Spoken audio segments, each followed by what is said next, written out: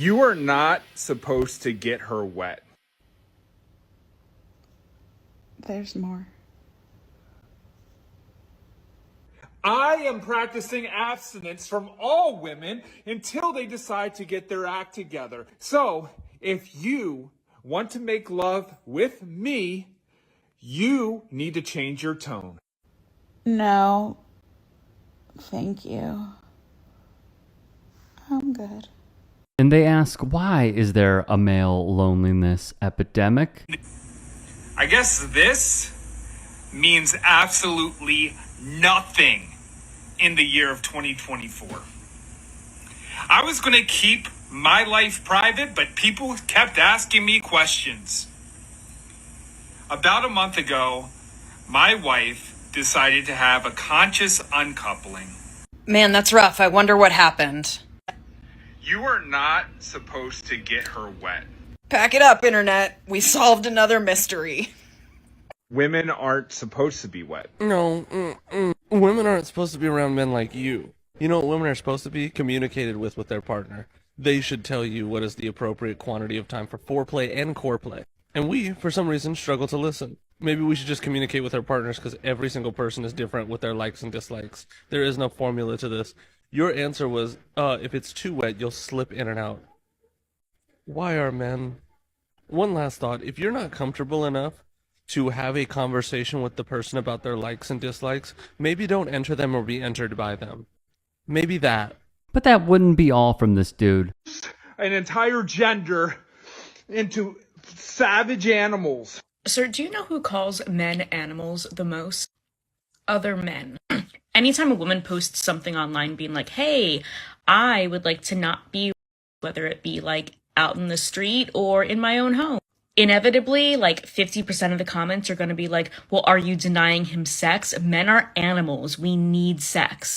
Like, women just don't understand, like, the animalistic urge men have about sex. There are also a lot of men on here that say, like, men are naturally violent.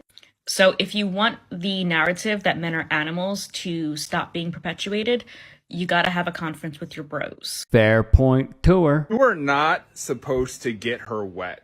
Women aren't supposed to be wet. Truly, spoken like someone who's never gotten a woman wet before, have we learned nothing from Ben Shapiro? I know this is mainly just to make men feel better about themselves who have never been able to please a woman, but just because you can't do something or have never been able to figure out how, doesn't mean that it's unnatural if it happens. It is fascinating to me that you advertise yourself as, among other things, a trauma-informed feminist, when you are a Soviet Union-sized walking red flag of a man. And before you come at me with anything women have done to you, I've been essayed by women. I've been abused by women. Shut the fuck up. Then he'll probably be in the comments of women's videos like this. If I looked like you, I'd be ashamed. Too old. Check your DMs. Ever heard of going to the gym? When did women stop shaving? Doesn't get me hard. Shut up, make babies. Side boob. Hi, less talking, more If you were 10 years younger, I'd maybe ask you out. I would sleep with you. Congratulations. Yum. Is that mole supposed to be attractive? Let me explain something to you. Shut up, female. You're not even hot. I wouldn't have sex with you. Let that sink in. Let me tell you something about your period. Do I feel bad for this guy? Truly. I've seen a lot of takedowns.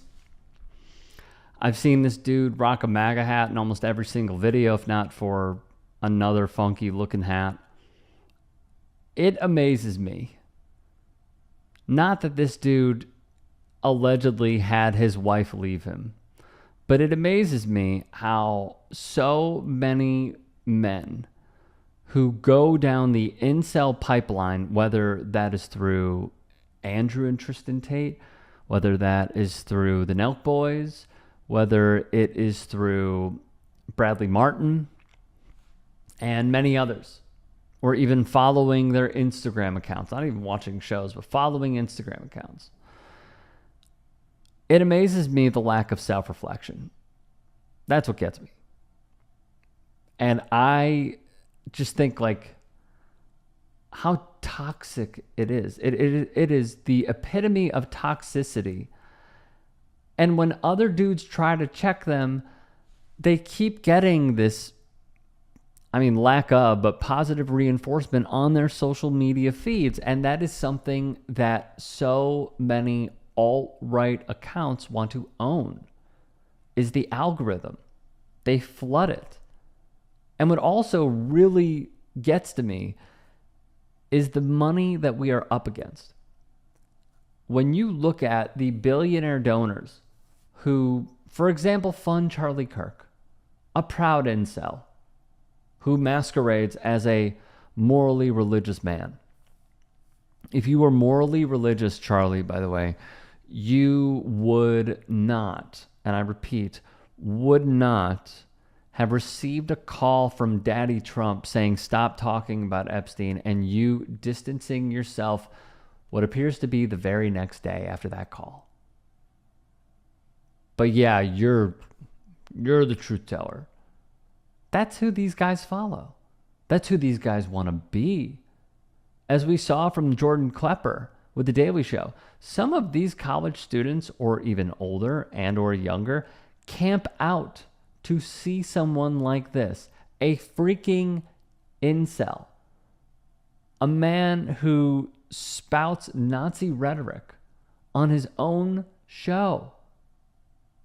And they don't even, that's the problem as well, is that the audience does not even know what they are falling for. I called this a few years ago when Josh Hawley went on that I'm a Man tour, when you look at the picture of him kissing his wife and him and Harrison Butker being photographed together. Anyways, so he goes on this I'm a Man tour, and I just kept thinking, why is he doing this? Because he's not manly.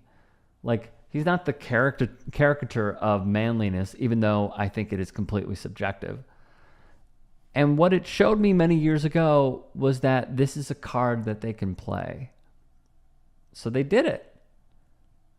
They played it to a T. And it's not pandering to us, it's pandering to the guys that need it.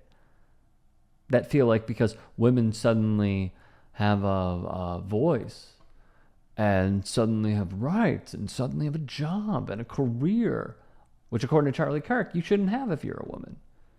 Or according to Harrison Butker, you should be a homemaker. That is the pipeline that these dudes fall into. I don't know this dude's politics. I know it now, obviously. I didn't know his politics growing up. I didn't know where he was 5, 8, 10, 12 years ago. But I guarantee you, it started with either his close friends watching this stuff or himself taking it in and falling as a human being.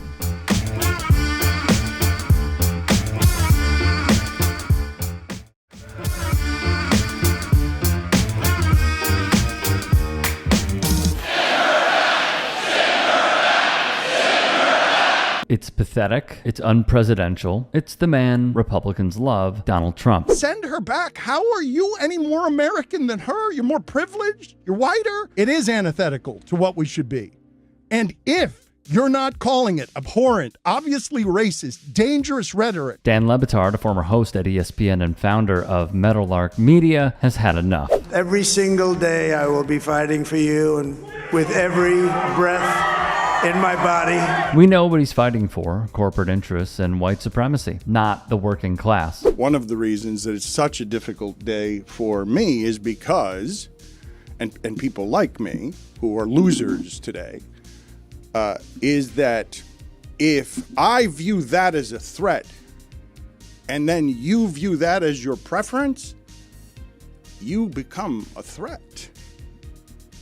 Like, that's the America that I live in, and I didn't think it was the America that I lived in. And it's naive. I can be shell-shocked today and not surprised at all because we had 8 years of warning that this was coming. After the election, Le Batard rightfully was shook. He is one of the toughest, most resilient human beings that I have ever met in my life. This guy is the legitimate, ultimate American badass of all time. I have never known a human being like this in my life. He is literally one of the toughest most badass guys of all time. But I just don't want to sit out the next 4 or 5 months, no matter how it is that they end up going, because I can't talk about stuff. It's the choice we made. The choice we made had something to do with Chris Cody, but what started to fray everything before Chris Cody was the limitations on speech because of a corporate policy that now results in all the walls falling down. So Dana White is endorsing Donald Trump for 5 minutes on McAfee. There have been fans lost, but I would make the argument that standing for something in this particular climate has also made us gain fans and gain the strength of fans that we already have. But I totally understand your objection if that's not what you want from a sports show. I hope you understand my objection that at 55 years old, I'm not going to spend all my time talking about Devontae Adams. I'm just not going to do that anymore. But he knew one reason he must take a stand now is because of the lack of care from many in the media space, including the calling out of Dana White and ESPN, using their platforms to promote Trumpism. You rather have 4 years of dictator Trump or 4 years of a Biden presidency? 4 years of a dictator Trump. Yeah, I'm going dictator Trump for sure. Her laughter is our nightmare. I was surprised that it was close at all, the way that I view something as a threat to freedom. It seems obvious to me that what America has decided today is it's okay with a king. It's okay with a religious king, no matter what he stuffs in the Bible as a disguise that's criminal, immoral, that's near Jeffrey Epstein, that has credible accusations for 20 plus women, that is rapist-y and racist-y and just doesn't like others. That wins today. And I can't help but feel like I will keep fighting for these things, even if they lose, and even if it becomes more threatening now in America than it was yesterday, that you are a voice for these things that is appalled by what it is that was just elected into office. Amen to that. Is the author also upset that Chiefs press conferences look like this? That there is black and red and white in the colors of the team? This is what it looks like to be a fan. He also called out stooges like this alleged Russian asset, Benny Johnson. The right has picked this up and said, sue Deadspin, bankrupt Deadspin. And I can't help but laugh at the center of this. I can't help but laugh somehow at the idea of they want him sued for one racism while the kid is still in full racist garb. The only part of him that's not intentionally kind of racist is the black part. The rest is team colors, and he's going for just being a fan, but the racism is already in there, just not the kind that the right is picking up and flogging Deadspin with over a 5-year-old kid. Like, the stupidity of this is remarkable. Where he shows just how out of touch the right is. Hey, I appreciate you watching. Now, if you can, please do become a channel member by going to youtube.com/TYT Sports and clicking the join button. If that's too much for you, you can just go to tyt.com/join to become a member. It helps all of us out here at the Young Turks and keeps our network afloat. In addition, you could follow me on my socials on Twitter, Instagram, and TikTok. Appreciate the love. Have a great day.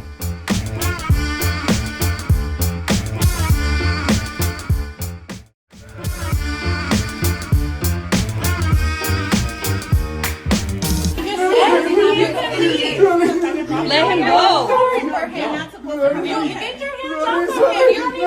Hey. Let go.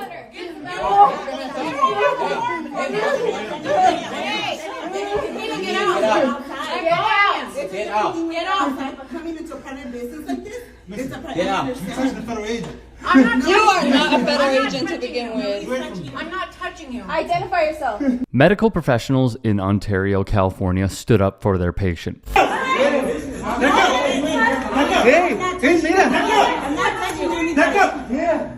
You guys need a warrant to come in here. This is a business.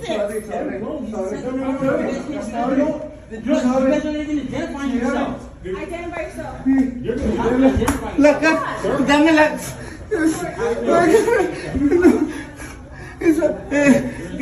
where's your badge? ID? Where's your ID?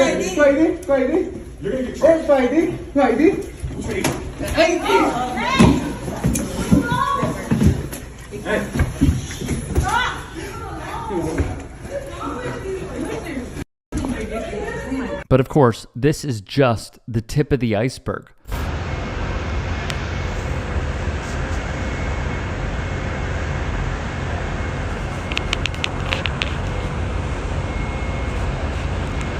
Florida lawmakers finally got a chance to go inside the state's new detention facility in the Everglades. What we saw, the conditions that we saw inside this internment camp, which it is nothing less than that description, were really appalling. Well, they say they were not allowed to see the units where migrants were actually being detained, just the empty ones. Florida State Representative Angie Nixon was there. She joins me now. What stood out to me the most was going into the caged facility and witnessing where they housed over 32 grown men together with only 3 toilets, and those toilets were the same places that the folks would get their water from. We often asked who were the vendors and things like that, and they continually said, oh, you have to file a public records request.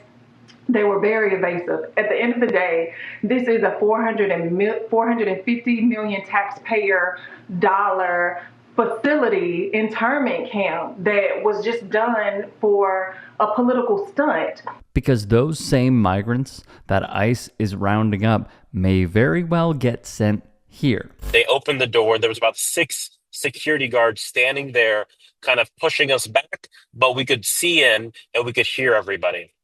And when those doors opened, you know, what I saw made my heart sink. I saw 32 people per cage, about 6 cages in the one tent.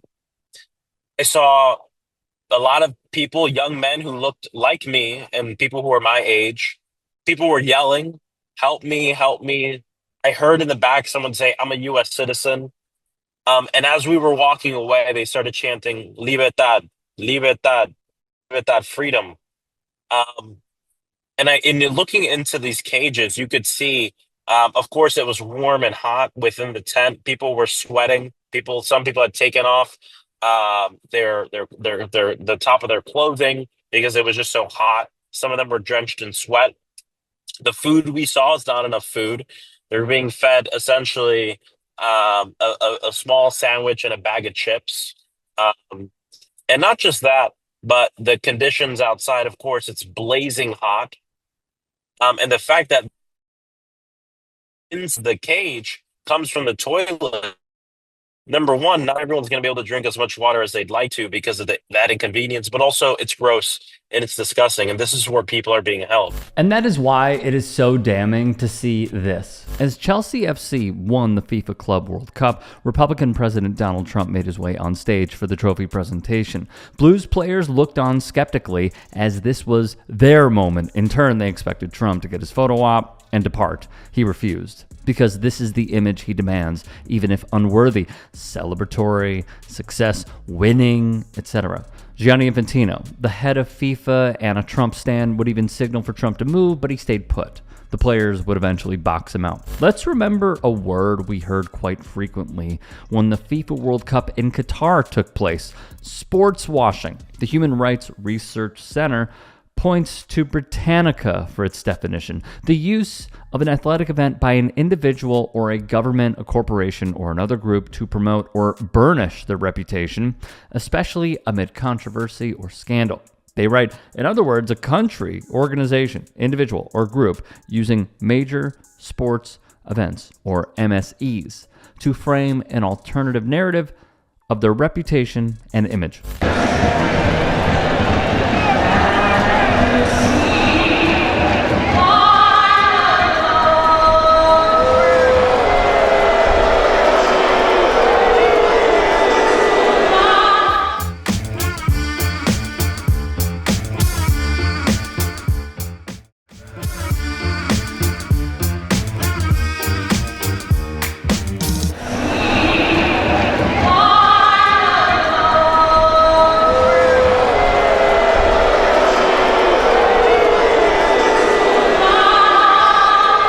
It was no shock that many Americans in the stands expressed their anger and frustrations at Donald Trump when he appeared not only on the Jumbotron during the national anthem, but also as he made his way onto the pitch for the trophy presentation.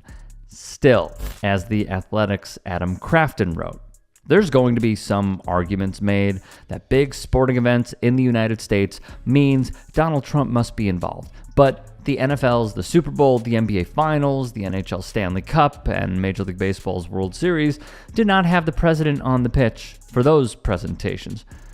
FIFA do not have to do this stuff, but of course they do.